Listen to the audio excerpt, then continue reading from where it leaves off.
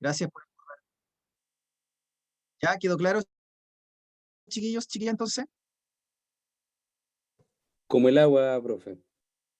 Ya, entonces, para cerrar, por tercera vez, elementos del grupo 1 y del grupo 2 para los metales representativos, cuando se unen con elementos del grupo 6 y 7, no metales representativos, sí o sí vamos a tener formación de enlaces iónicos. Sí o sí vamos a tener formación de enlaces iónicos. Pero si yo quiero juntar elementos del grupo 1 o el grupo 2, metales representativos, con elementos ya del grupo 4 o 5, entonces ya es más difícil poder saber con certeza. Ahí necesitaría comparar los valores de electronegatividad. Entonces ahí no puedo decir, no, siempre me va a resultar un iónico, porque no es cierto. Entonces, por ejemplo, supónganse que yo les pongo, no sé, aluminio con 3 cloros. Entonces usted me dice, profe, ¿cómo saber si ese es iónico? Es que no sabemos. Porque si yo junto, usted me dice, aluminio es un metal, fíjense, es un metal del grupo 3. Eso lo tienen que saber todos por si acaso, así que, sorry. Metal del grupo 3. Lo junto con el cloro, que es un elemento no metálico del grupo 7. Entonces, yo no sé, si no me dan los valores de electronegatividad, no tengo cómo saber si es iónico.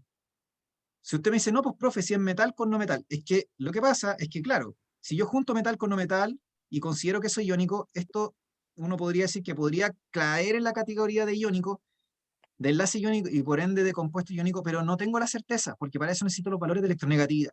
Y de hecho, si ustedes buscan los valores de electronegatividad del aluminio, ustedes que tienen el celular ahí al lado, o tablet, no lo que sea, se van a dar cuenta que la electronegatividad del aluminio, no tengo idea cuál es, se me olvidó, la del cloro parece que es 3,5, no sé. Cuando yo establezco la diferencia entre el aluminio y el cloro, me doy cuenta que no es mayor a 1,7, sino que es menor a 1,7. Por lo tanto, no me sirve como iónico, a pesar de que es metal con no metal. No me sirve como iónico porque la diferencia de electronegatividad es menor a 1,7. ¿Sí? Pero si yo agarro el aluminio y lo junto con el oxígeno,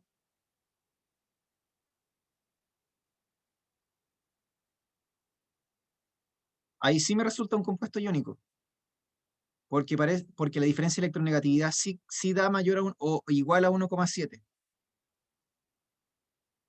Entonces usted me dice, bueno, pero para eso necesitaríamos tener una tablita con los valores de electronegatividad. Sí, necesitaríamos tener una tablita. Lamentablemente en ese caso en particular. Pero, insisto, si yo junto los del grupo 1 con los del grupo 6 o los del grupo 7, o los del grupo 2 con el grupo 6 o el grupo 7, sí resulta que siempre me va a dar un enlace iónico y por ende un compuesto iónico.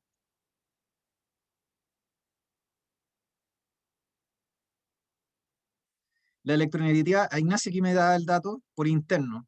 Me dice la electronegatividad del aluminio 1,61, la del cloro 3,16 y la del oxígeno 3,44. O sea, efectivamente, si yo resto la del oxígeno menos la del aluminio, me da 1,7, así que, o mayor a 1,7, así que es iónico. Pero si yo resto la del cloro menos la del aluminio, no me da 1,7, me da un valor menor, por lo tanto no es iónico. No sé si me están siguiendo, chiquillos, lo que estoy diciendo, ¿no? Los que no han venido a clase, supongo que no estoy hablando chino. Aluminio 1,6 de electronegatividad y el cloro 3,1. Entonces la diferencia es menor a 1,7. Entonces no me sirve como iónico, a pesar de que es metal con no metal. ¿Sí?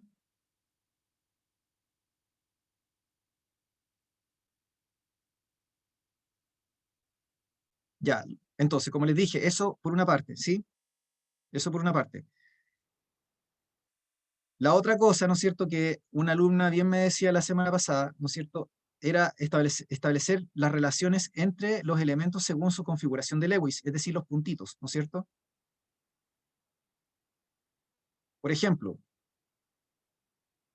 el magnesio se supone que tiene dos puntitos, ¿no es cierto?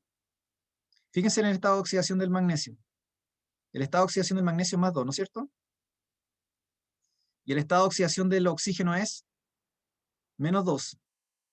Entonces, si yo junto magnesio con oxígeno, yo me doy cuenta que el magnesio le regala los 2 electrones de valencia al oxígeno, y el oxígeno queda con carga -2, y el magnesio queda con carga +2.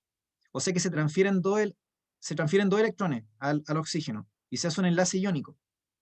Un enlace iónico. Y la relación entre el magnesio y el oxígeno es 1:1, porque estoy juntando un elemento del grupo 2A que tiene estado de oxidación +2 con un elemento del grupo 6 que tiene estado de oxidación -2. Entonces lo que yo estoy diciendo en el fondo es lo siguiente: la suma de los estados de oxidación de un compuesto neutro tiene que ser igual a 0.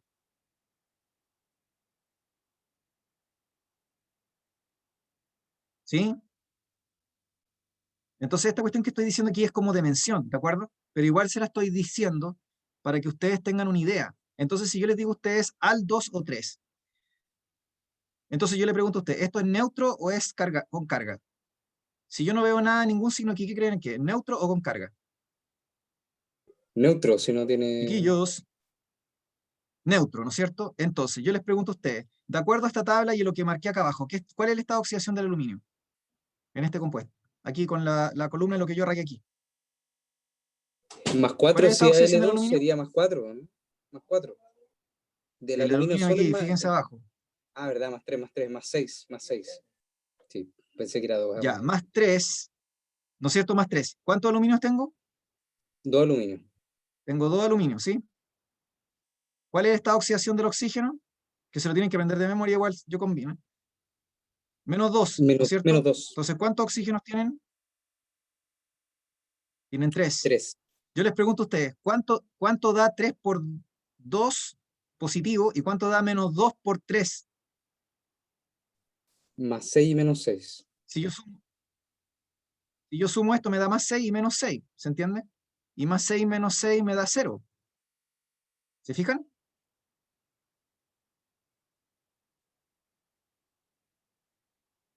Esto de aquí está malo ya, o sea, me refiero a una rayita que había hecho este. Pero en el fondo lo que quiero entender es que lo que estoy mostrándole aquí es lo siguiente: la suma de los estados de oxidación en un compuesto neutro tiene que ser igual a 0. Entonces, si ustedes se fijan, yo puedo establecer una combinatoria entre elementos. Por ejemplo, yo sé que si agarro un elemento del grupo 2 y lo junto con uno del grupo 6, tiene que estar en una relación 1:1. En cambio, si yo agarro un elemento del grupo 1 y lo trato de juntar con un elemento del grupo 6, por ejemplo, el litio con oxígeno, entonces yo voy a decir eso está malo. ¿Por qué está malo? Porque resulta de que tiene que ser la relación 2:1. Y usted me dice, ¿por qué, profe? Porque un elemento del grupo 1 no puede interaccionar con un elemento del grupo 6 en una relación 1:1. ¿Por qué no puede interaccionar en una relación 1:1? Si quiere, lo puede establecer por Lewis, pero la forma de poder establecer la relación adecuada es por el número de estado de oxidación. El litio tiene estado de oxidación +1. Entonces, si el estado de oxidación del oxígeno es -2, ¿cuántos litios son necesarios para poder neutralizar un oxígeno? Y la respuesta es 2 litios. O sea que 2 por +1 más 2 menos 2 igual a 0. Eso significa que para que yo junte un elemento del grupo 1 con un elemento del grupo 6, tengo que tener 2 elementos del grupo 1 por cada un elemento del grupo 6. O sea que lo que yo le estoy tratando de explicar aquí, chiquillos, es que yo puedo establecer fórmulas químicas con anticipación, viendo los estados de oxidación o el grupo al cual pertenecen los elementos en la tabla periódica, de los elementos representativos. ¿Ya? Esta materia que estoy diciendo ahora es es materia de mención, ¿ya? No es materia de común. No es materia de común, así que no se urja si usted me dice, profe, no le entiendo. ¿Ya? Yo lo que solamente quiero que entiendan es que cuál es la lógica que está detrás de los grupos o las columnas verticales y el estado de oxidación. ¿Para qué sirve? Sirve para poder establecer la relación entre los grupos respectivos. Por ejemplo, un elemento del grupo 1, metal, se une con un solo elemento del grupo 7, no metal, porque la relación es 1:1. Porque un elemento del grupo 1, como el litio o el sodio o el potasio, tiene esta oxidación +1, y un elemento como el flúor, el cloro o el bromo del grupo 7 tiene esta oxidación en general -1. Entonces la relación es 1:1. ¿Se fijan? Así como la relación entre un elemento del grupo 1 metálico y un elemento del grupo 6 para formar un enlace iónico Es una relación 2 es a 1. O sea, dos elementos de, o sea, necesito dos potasios, por ejemplo, por cada, ¿no es cierto?, oxígeno, ¿ya? Por decir algo. No sé si me siguen en la idea o están confundiéndose. Al menos si usted es de mención, yo necesito que usted me entienda. Si es de mención, tienen que entenderme. Si es de común y usted me dice no lo entiendo mucho, ya no se preocupen porque son de común. ¿Ya?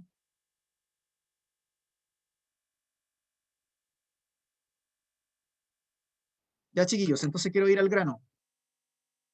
Quiero ir al grano con esto. Entonces, como les decía anteriormente, el enlace iónico normalmente estamos seguros que se establece, ¿no es cierto?, entre elementos del grupo 1 y elementos del grupo 6 y 7 de la tabla periódica de los elementos. ¿Ya? ¿De acuerdo? Y hay cesión y transferencia de electrones y se tiende a formar un enlace iónico y por ende un compuesto iónico. Para los otros casos, como ya les dije, el grupo 3 con el grupo 6 o el grupo 2 con el grupo 5, ahí dependerá de una tabla en la cual nos den los valores de electronegatividad. Y si no nos dan los valores, no tenemos cómo saberlo. Esa pregunta, obviamente, ya empieza a caer en el terreno de mención, ¿ya? Después les dije que el enlace covalente se da entre elementos no metálicos que tienen una diferencia de electronegatividad inferior a 1,7, ¿ya? Y les dije que es una compartición de electrones. Y les dije que si los átomos eran iguales, entonces hablábamos de covalente apolar, y si los átomos eran distintos, se hablaba de enlace covalente polar. Ahora vamos a ir al grano de lo que quería ver. Entonces, ¿cómo rayos sabemos si una molécula, aparte de los enlaces, es una molécula polar o no polar? ¿Cómo llegamos a saber eso? Entonces, para que usted pueda saber si una molécula en general es polar o no polar, nosotros tenemos que tener en consideración dos cosas. Una, los enlaces que se están uniendo o estableciendo entre los átomos, y en segundo lugar, la geometría de la molécula. Esto que yo le estoy pasando ahora se supone que se preguntaba antes de la PSU, después se sacó. Así que en el fondo esta materia es como para ayudarles a entender mejor eh, cómo calcular o cómo entender la polaridad de las moléculas, ¿ya? Pero no es que se les vaya a preguntar, así que no se compliquen con esto. Entonces fíjense bien, si yo tengo elementos representativos que se están uniendo entre sí, elementos no metálicos, por ejemplo, yo voy a tender a formar ángulos entre los átomos. Yo voy a tender a formar ángulos entre los átomos. Por ejemplo, si un carbono se une, un carbono es tetravalente, o sea que tiene la posibilidad de formar 4 enlaces covalentes, porque tiene 4 electrones desapareados de valencia, porque pertenece al grupo 4. Entonces, si un carbono se une con 4 hidrógenos, o con 4 átomos, no sé, 4 flúor, va a tender a formar una estructura que se llama pirámide tetraédrica, ¿ya? Que tiene esta forma. Si el nitrógeno, por ejemplo, que tiene valencia 5, pertenece al grupo 5, y que tiene 3 electrones desapareados de valencia que pueden formar 3 enlaces covalentes, por ejemplo, aquí el nitrógeno que se une a 3 hidrógenos, va a formar 3 enlaces covalentes polares, si ustedes se fijan. Entre el nitrógeno y el hidrógeno hay diferencia de electronegatividad, son átomos distintos no metálicos. Entonces ustedes van a tener aquí 3 enlaces covalentes polares y la geometría se va a llamar pirámide trigonal. Acá entre el carbono y los hidrógenos se hacían enlaces covalentes polares y la geometría era pirámide tetraédrica. Es como diferente la geometría, pero es parecida, pero no es igual, ¿ya? Entonces, lo que quiero que entiendan es que cada molécula tiene una geometría asignada según cómo se une a través de los enlaces covalentes con los otros átomos. Entonces, por ejemplo, si yo tengo un átomo de boro que es del grupo 3 y se une con 3 flúor, se forma una estructura que se llama pirámide trigonal o plana trigonal. ¿Ya?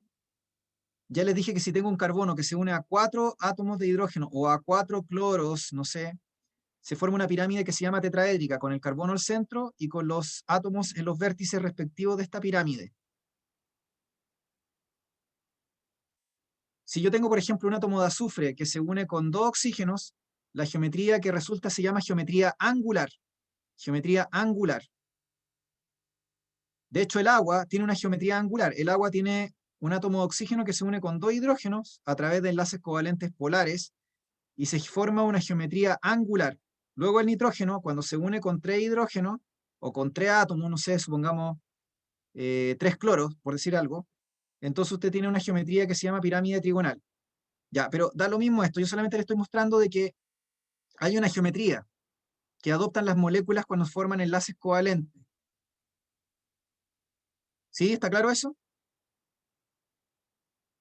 Chiquillas, chiquillos. ¿Está claro que hay una geometría? Sí, profe. Ya, entonces, ahora voy a ir al grano de lo que les quería hablar y que tiene relación con la pregunta que vimos la semana pasada. Esta materia que les estoy mostrando la pasaba de manera obligatoria todos los preus, entienda lo mismo, el Pedro Valdivia, CPH, lo que ustedes quieran. Todos los preus pasaban, yo pasaba esta materia en clases y la pasaba todos los años anteriores, ¿entienden? Admisión 2015, 2016, 2017, 2018, 2019, incluso hasta la admisión 2020, pasábamos esta materia, incluso hasta el año pasado, ¿se entiende? La PSU empezó a sacar estos temas como el año pasado, por así decirlo, y se supone que este año como que no había dejado muy claro. De hecho, yo pensé que no lo iba a preguntar, pero cuando vi esa pregunta me di cuenta que al parecer como que trataron de darle un cierto aire, ¿ya? Entonces, por eso quiero pasarle esta materia, para que quede clara, por si acaso, ¿ya? Entonces, fíjense bien, ¿qué he dicho hasta el momento? He dicho que para determinar si una molécula es polar o apolar, necesitamos conocer su geometría. Entonces usted me dice, pero profe, la geometría no entra este año en la PTU. Por eso les digo que la pregunta, según yo, está mal construida. Porque si yo quiero medir la polaridad de una molécula, obligatoriamente tendría que pasarle geometría. Y si yo paso geometría, entonces, ¿por qué rayos lo sacaron del temario? Entonces estos tipos del DEMRE se están contradiciendo. No es que los alumnos tienen que ser capaces de determinar la polaridad de las moléculas según la posición en la tabla. Eso es mentira, no lo van a poder hacer así nomás, sabiendo Lewis, ¿entienden? Tienen que obligatoriamente saber esto. Entonces se fijan que hay como una cuestión implícita o explícita en el temario que nos está siendo confuso, ¿ya? Pero yo cumplo por lo menos con tratar de ponerlos como en pie para que puedan igual entender esa pregunta y eventualmente si llegara a salir algo, que yo no creo que sea el caso, al menos en el módulo común, puedan responder de alguna manera. Entonces, vuelvo a repetir, para poder saber cuál es la polaridad de una molécula, sobre todo un compuesto covalente, necesitamos conocer su geometría. Si yo no conozco la geometría, se hace muy difícil poder determinar cuál es la polaridad de una molécula. Y después de conocer la geometría, necesito saber la polaridad de los enlaces. Ya, entonces aquí me están explicando, ¿no es cierto?, lo que yo les traté de decir en la última clase. Por ejemplo, fíjense que acá sale el CO2. El CO2 es una molécula que está formado por un elemento del grupo 4A, que es el carbono, ¿no es cierto?, y 2 oxígenos, que son elementos del grupo 6. Cuando el carbono se une con el oxígeno, se forma un enlace covalente, un doble enlace covalente polar, porque entre el carbono y el oxígeno hay diferencia de electronegatividad, ¿ya? Entonces, ¿qué pasa con la geometría del CO2?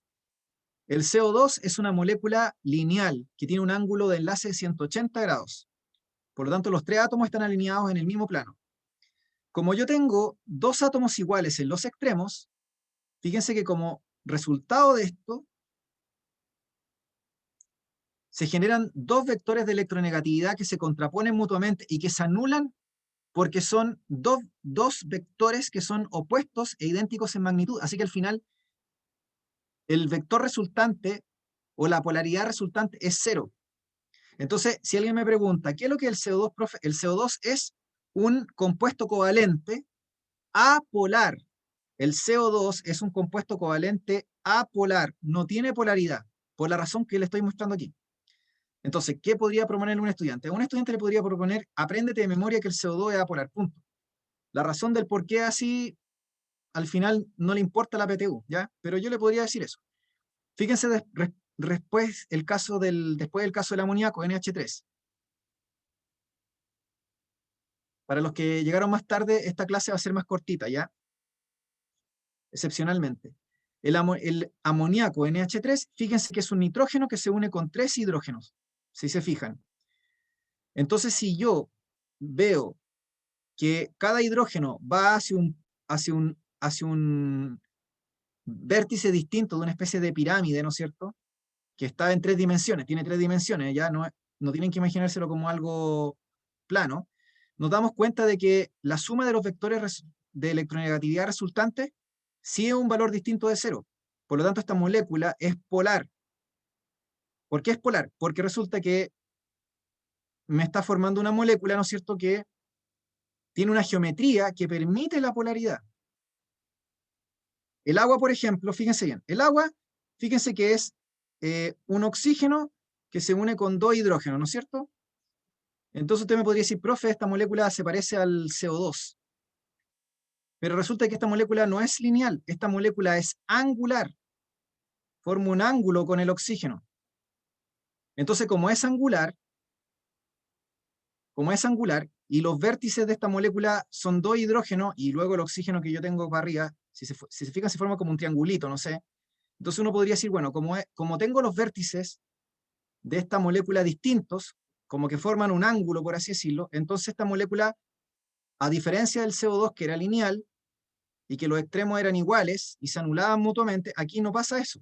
Los extremos son diferentes porque tengo un hidrógeno, otro hidrógeno y un oxígeno en ángulos distintos. Por lo tanto, la molécula resulta ser polar.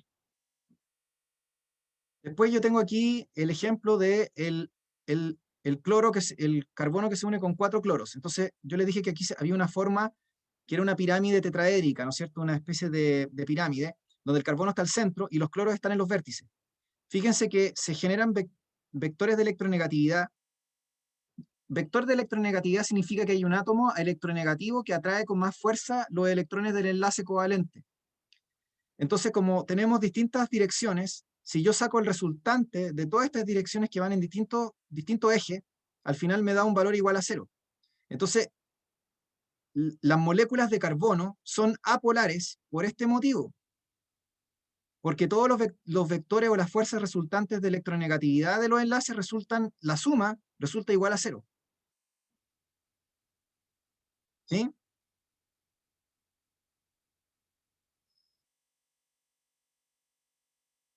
No sé si se entendió, chiquillos, que en el fondo lo que quiero decir es que para que yo pueda saber la polaridad de una molécula, no solamente me basta con saber el tipo de enlace que se establece entre los elementos. Por ejemplo, que usted me diga, ah, sí, entre el carbono y el oxígeno tengo un enlace covalente polar, sino que además tengo que ver cómo la geometría se manifiesta en que si hay o no polaridad. ¿Se fijan?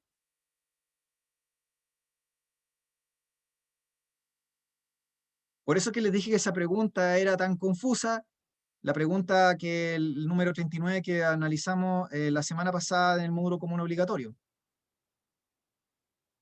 Entonces, para ir cerrando este tema, ya porque hoy día les dije que íbamos a terminar antes, necesito que entiendan que lo de los enlaces se los tienen que saber sí o sí, y yo hice un repaso breve hoy día, ¿de acuerdo? En segundo lugar, ¿no es cierto?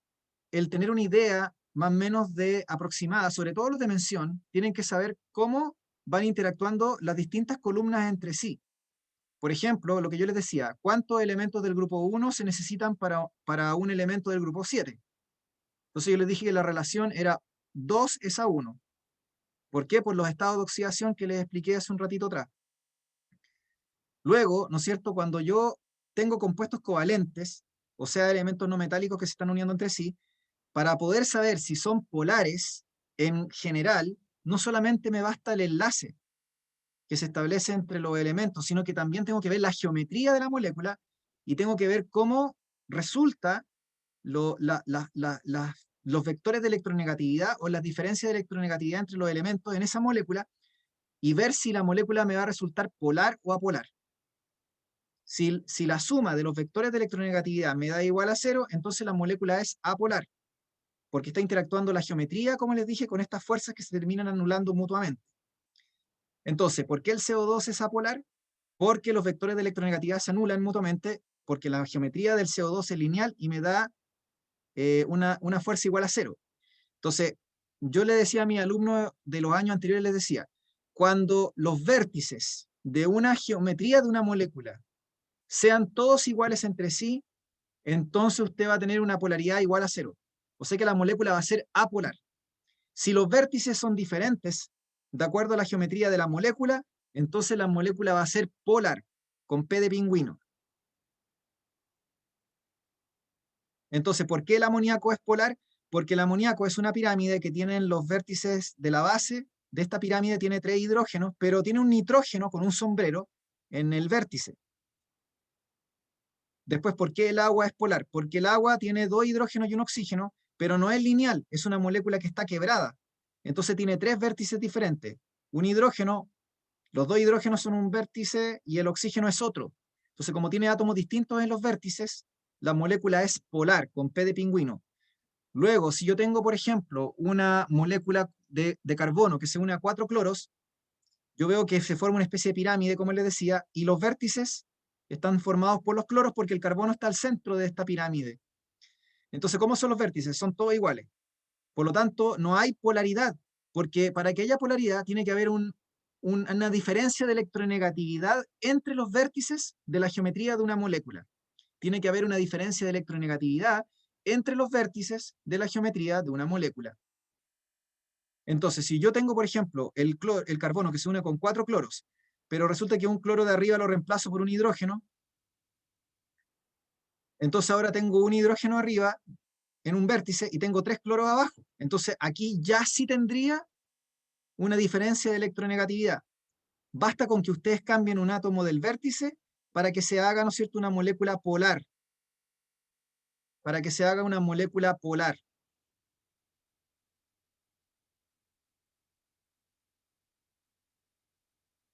Por ejemplo, supónganse, y este es lo último que ya les doy de ejemplo, porque con esto vamos a ir terminando excepcionalmente hoy día. Supónganse que yo tengo un azufre, y este azufre lo junto con 2 oxígenos.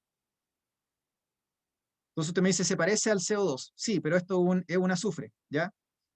Entonces usted me dice, ¿cómo es esta molécula? ¿Polar o apolar? Entonces yo les digo, esta molécula es polar, con P de pingüino. Y usted me dice, ¿por qué, profe?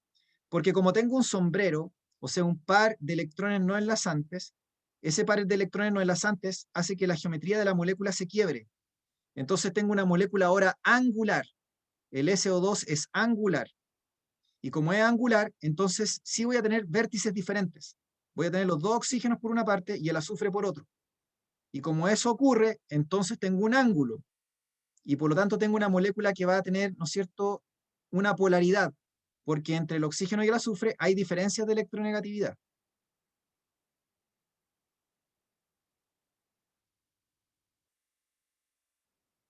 Entonces, ¿qué es lo que yo les decía a mis alumnos antiguos? A mis alumnos antiguos les decía, mejor para evitar toda esta cuestión, porque aquí no tienen que calcular nada, aquí es como memoria, ¿no? Apréndanse de memoria qué moléculas son apolares y qué moléculas son polares. Entonces yo les decía, miren, apréndanse de memoria que el agua y el amoníaco NH3 son polares, son compuestos covalentes polares. Apréndanse que el CO2 es un compuesto covalente apolar, se lo aprende de memoria, aunque no lo entiendan, ¿ya?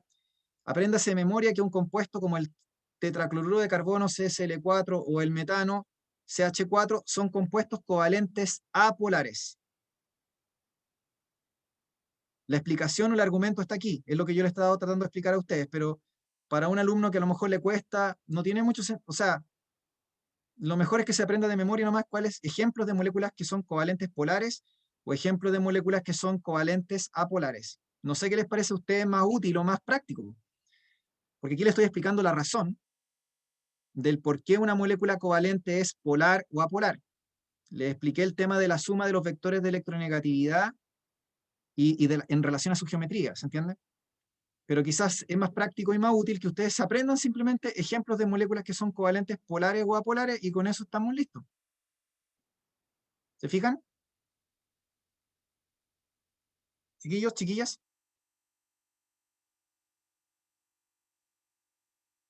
Ya, no sé, ¿quién se siente mal con esto o alguien se siente muy urgido?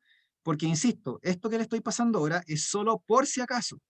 Porque ya les dije que de acuerdo a lo que yo vi yo en la pregunta, que analizamos, ¿no es cierto?, la semana pasada, les dije que era muy poco probable, así como estaba construida, que se las pusieran en común, que tenía más posibilidades de salir en mención así como estaba construida. Al menos para mi juicio, ¿entienden? Porque de lo contrario tendrían que haber dicho en el temario que entraba esta materia en específico. Pero solo por la posición en la tabla yo no puedo saber la polaridad de una molécula, ¿entienden? Al menos con total certeza. ¿Ya? No sé si me siguen, chiquillos, chiquillas. Sí, profe, yo igual por mi parte esto igual lo encuentro un poco entretenido porque igual tiene que ver un poco con geometría, o sea, tiene que ver con geometría, pero un poco con matemática, con forma, y yo creo que uno haciendo un par de guías ya lo empieza a asociar de manera bien rápida esta materia. Claro, lo que pasa es que esta materia, como les dije, entraba en el antiguo proceso PSU. Ya no era como contenido PTU, por eso es que no se vio, ¿no es cierto? No lo vimos. Yo trabajo en otro PREU también y yo no pasé esta materia. Salvo ahora que salió en el modelo PTU, yo dije, ya, voy a tener que hablar de esta materia porque resulta de que el DEMRE como que lo metió ahí. No está bien estructurada la pregunta, entonces como que da paso o subentiende que como que los alumnos tendrían que saber algo de esto. ¿Se entiende? Entonces por eso les digo, por ahora mi consejo es que se aprendan algunos ejemplos de moléculas y su polaridad. Ya les dije, CO2 covalente a polar. ¿Por qué es lineal y porque se terminan? Porque los vértices, los átomos de los vértices se anulan mutuamente. No tienen diferencia de electronegatividad entre los vértices. Luego, por ejemplo, que el metano CH4 o el tetracloruro de carbono, es decir, cuando tienen un carbono que se une con 4 átomos y son iguales en esta especie de pirámide, yo digo que la molécula va a ser totalmente apolar. Pero si yo cambio un átomo del vértice, entonces la molécula se transforma en polar, como por ejemplo tener CHCl3. Entonces tengo un carbono que se está uniendo con 4 átomos, pero hay uno que es distinto. Entonces, obviamente, la molécula se va a transformar en polar. Después les dije que el amoníaco, NH3, es polar, igual el agua es polar, y también, ¿no es cierto?, el SO2, que también sería polar. Entonces, por eso les digo, una forma práctica sería aprenderse algunos ejemplos de moléculas emblemáticas para saber si son covalentes polares o apolares. Y una vez que tengan eso claro, ahí recién se hace mucho más fácil resolver el ejercicio 39 del modelo PTU admisión 2022. Porque tenemos en mente esto, ¿se entiende? No sé si me explico que la forma para poder resolver el ejercicio número 39 que vimos la semana pasada, yo les traté de decir cómo hacerla, con total certeza sería teniendo nociones de esto que estoy mostrando ahora. ¿Sí?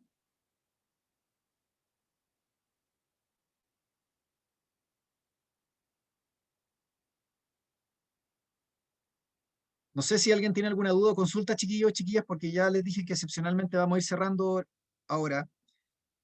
Chiquillos, chiquillas, dudas o consultas de esto que he estado mencionando, que ha sido como una especie de repaso, de enlace, que ya se supone que ya lo vimos, o al menos la mayoría que estuvo en las clases conmigo tendría que haberlo entendido. Ahora lo que agregué de nuevo, por así decirlo, que se supone que no debería entrar este año en la PTU, porque es como de la PSU antigua, es la noción de geometría, que ya les dije que no hay que saberla, según el temario, y luego esta noción de polaridad que está ligada a la geometría.